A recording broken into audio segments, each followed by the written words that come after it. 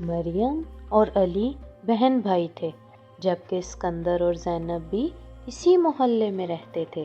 بچپن سے ایک ساتھ رہنے کی وجہ سے چاروں میں بہت اچھی دوستی تھی۔ علی 9ویں جبکہ باقی تینوں 10ویں جماعت کے طالب علم تھے۔ محلے بھر کو صاف رکھنے کے لیے انہوں نے مل کر ایک منصوبہ بنایا۔ ضروری سامان کی لسٹ تیار کی گئی، کام کو آپس میں تقسیم کیا گیا۔ سب سے پہلا مرحلہ گھر والوں کو راضی کرنا تھا۔ اسکندر کی والدہ نہایت سمجھدار خاتون تھیں۔ چاروں نے ان کو اپنے ارادے سے آگاہ کیا۔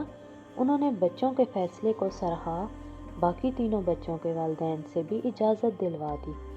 دوسرے دن چاروں نے محلے والوں سے چندہ جمع کرنا شروع کیا۔ گھروں پر جا کر ان کو اپنے مقصد سے آگاہ کیا۔ لوگ انہیں جانتے تھے، اس لیے چندہ دینے پر بخوشی راضی ہو گئے۔ جمع شدہ رقم سے بچوں نے جھاڑو، کچرا دان اور دیگر ضروری اشیاء خریدیں۔ گٹر لائن کی مرمت کے لیے متعلقہ ادارے سے رابطہ کیا گیا۔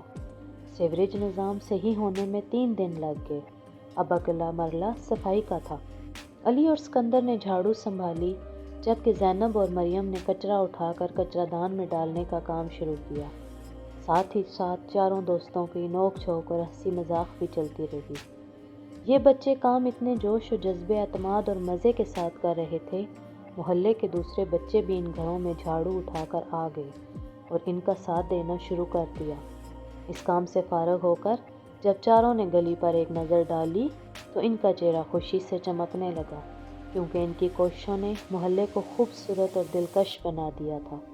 ایسے میں انہوں نے ایک دوسرے کی طرف دیکھا۔ ارے زینب کہاں گئی؟ علی نے زینب کو غائب پا کر پوچھا۔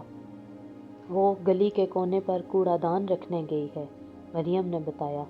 ان لوگوں نے دیکھا کہ زینب نے کوڑے دان کے اوپر مجھے استعمال کرو کے الفاظ تحریر کر دیے تھے، جو لوگوں کی توجہ اس جانب مبذول کرانے کے لیے تھے۔ اب ہمیں اس صفائی مہم کا آخری کام کرنا ہے، علی نے گھر کی جانب قدم بڑھاتے ہوئے کہا۔ اسکندر نے کہا، پھر ہماری گلی مستقل طور پر صاف رہنے لگے گی۔ علی نے کہا، انشاءاللہ تعالی۔ دوسرے دن انہوں نے لوگوں میں ایک پمفلٹ بھی تقسیم کیا، جس میں گلی کو صاف کرنے میں تعاون کرنے کا شکریہ ادا کیا گیا تھا۔ ساتھ ہی مستقل طور پر صاف رکھنے کے لیے درخواست اور ضروری ہدایات درج تھیں۔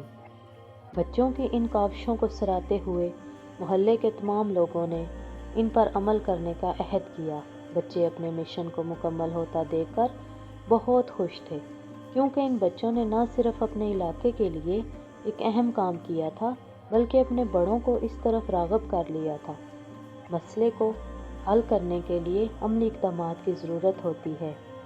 ہر ایک انسان کو دوسروں پر انحصار کرنے کے بجائے انفرادی طور پر اپنے حصے کا کام کرنا ہوتا ہے، کیونکہ قطرے قطرے سے ہی دریا بنتا ہے۔